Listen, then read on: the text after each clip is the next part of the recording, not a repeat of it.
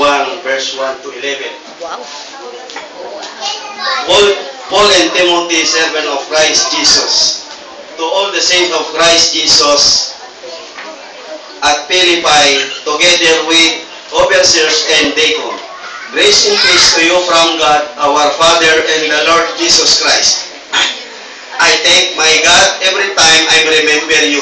In all my prayers for all of you, I always pray with joy because of your partnership in the gospel from the first until now.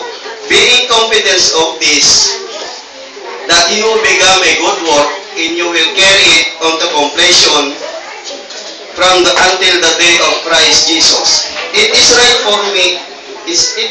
for me to feel this way about all of you, since I have in my heart for whether I am inching or defending and confirming the gospel, all of you share in God's grace with me.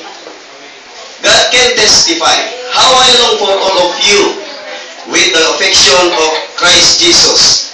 This is my prayer, that your love may abound more and more in knowledge and depth of insight, so that you may be